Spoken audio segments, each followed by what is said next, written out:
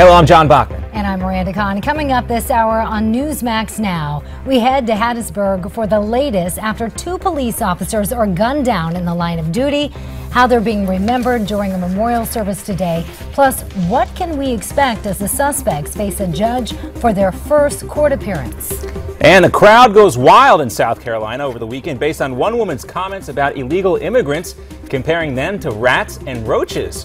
Is this what Jeb Bush would consider showing them respect?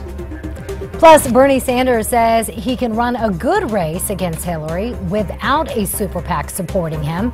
Will he change his mind? We'll break it all down in our Money Bombs and War Chest update. Newsmax Now starts right now.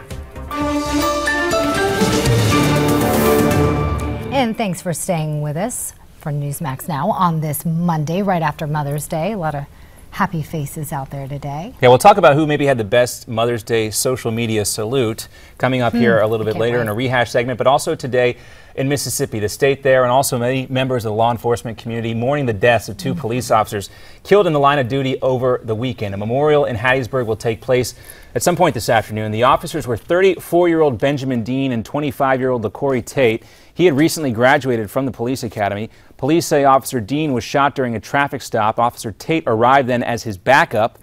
Let's take a look at the suspects who are now due in court today. You see Marvin Banks and Jonelle Calloway. They're facing capital murder charges. Banks' brother Curtis is facing charges of accessory after the fact. And a 4th suspect, Cornelius Clark, was arrested yesterday on an obstruction of justice charge. We'll keep you posted. In Iowa, severe storms ripped the roof right off of a Lake City high school. Take a look. There goes the school! There goes the school! Wow, just unbelievable. Amateur footage captured the moment the tornado hit South Central Calhoun High School. Officials say they were able to get students into the basement just minutes before the twister struck. That tornado was part of several storms that also slammed through Texas and Arkansas over the weekend. This is the scene today in Van, about 70 miles southwest of Dallas. Officials say 2 people there died and 43 others are injured after a tornado hit there late last night. 8 people are still missing. Now over to Arkansas. 2 people died last night after a tornado struck a trailer park. Other buildings, including a church and a school, were also reduced to just rubble. Authorities say they're shocked by all this devastation.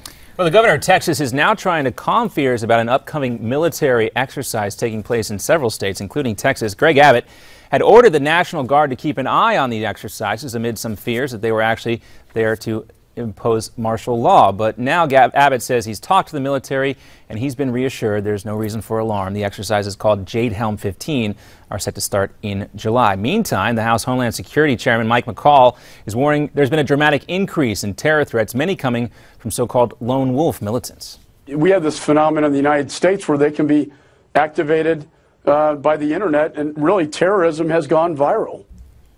Well, McCall says that he believes these terror threats are occurring on a daily basis. This comes after the threat level was raised at all U.S. military bases late last week. Possible presidential candidate Jeb Bush took aim at Democrats in a commencement address over the weekend. Our friends on the left like to view themselves as the agents of change and reform, and you and I are supposed to just get with the program. Bush, speaking at Liberty University, said religious freedom is under assault.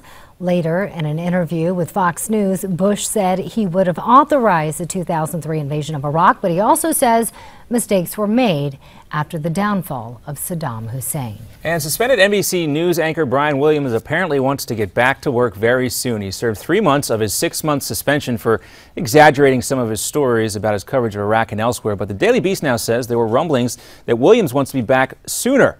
We're still not sure what will happen with Lester Holt, who has been filling in for Brian Williams. And joining us right now is Newsmax Prime's J.D. Hayworth. And J.D., we wanted to meet with you because some interesting comments made over the weekend from our field of presidential candidates for 2016. And I am happy to offer interpretations to you to decode what it is they said or really intended to say. Always love getting your insight on that. Yeah, let's take a look first. Possible presidential candidate. We have to say possible because he's not officially in the race yet. Jeb Bush took an aim at Democrats in a commencement address at Liberty University over the weekend. Let's take a listen. Our friends on the left like to view themselves as the agents of change and reform, and you and I are supposed to just get with the program. Now, JD, while Jeb's message was clear, and it was obviously speaking to the evangelicals there at Liberty University, I found there was a pretty stark contrast between that speech and Ted Cruz's announcement speech. The crowd, I don't know, different venues, of course, a commencement versus a campaign kickoff, but not a lot of enthusiasm from that crowd. It was almost polite enthusiasm. Well, yeah, again, it is commencement day. And so you would expect it to be I don't know, it's pretty exciting when you finally get out of school, but maybe that crowd a little more reserved. I think that you have to remember previous speaking engagements at Liberty University, Ted Kennedy back in the late 80s, and John McCain in kind of a make good after he and Jerry Falwell had a falling out in the 2000 campaign. But it's obvious Jeb is trying to at least make an effort to set up this big tent, and he wants to do it with evangelicals. There are some groups of evangelicals who believe in open borders and amnesty and who believe in global warming. He's reaching out to those folks, which is why perhaps there was a restrained reaction at Liberty University this past weekend. And that was that interpretation. Thank you for that. Now, Indeed. moving on along, Raul Castro, after a meeting with the Pope, says he may consider rejoining the Catholic Church. Likelihood this is going to happen? You know, I can lay claim to a lot of things, but divine insights I leave to God. It's in God's hands? That's it? It is, but I will say this. Should we move to Bernie Sanders? No, I will just say this about Raul. Okay. And sitting down with the Pope, having that audience. Raul did receive training, I believe went to a Jesuit high school. In stark contrast to his brother Fidel, who is faithful only to the communist doctrine, I think you see Raul making an effort to make some changes, and it may have been indeed inspirational as he got off the plane and had a chance to meet with the Holy Father. I mean, you can take a look at the predecessors of Pope Francis. I mean, well, seriously, you know, think about John Paul II. Right. Going in to sit down with a man who tried to assassinate him. So whatever the politics, the Pope may have been engaged in some proselytizing with Raul, and I think altogether that's a good thing. Yeah, and a lot of people in Cuba, you know, have Catholic backgrounds, and so it makes sense. That's why Pope John Paul went there as well when he was the pontiff. Now, also, we love to play Bernie Sanders sound bites, not just the ones from the Hollywood movies that we featured him in. But here he is talking about challenger Hillary Clinton and also the GOP's Carly Fiorina. She says Clinton is a hypocrite on women's rights. Let's take a listen. Do we have? Oh, it's just via. Okay, I'm sorry. I thought we had a soundbite. You know, it's too bad. Usually, my friends from Vermont like to sit down and listen to sound bites with Bernie Sanders and hear how many times he talks about the poor and the elderly. Good impression. The poor and the elderly. Don't underestimate me. Hey, pretty good. I knew I'd get Okay, now's your chance. Yeah. Oh, you could have done a voice. Oh, gee. Okay, I don't have a good Hillary Clinton. No, she's tough to do. We'll work on it. I can do this. That's it. That's it. That's all I got. Carly Fiorina also picking up some new domain names over the weekend. Anybody who's criticizing her. And I thought that was a good comeback on her part. I did too. I thought it was pretty clever. The thing about Carly, and this is it doesn't occur in a vacuum. The rough treatment she got in the boardroom at Hewlett-Packard and all the corporate politics prepared her. And she is doing quite a job taking people like Chuck Todd and others to task over domain names, and also making a point about Hillary. Absolutely, Hillary is a hypocrite.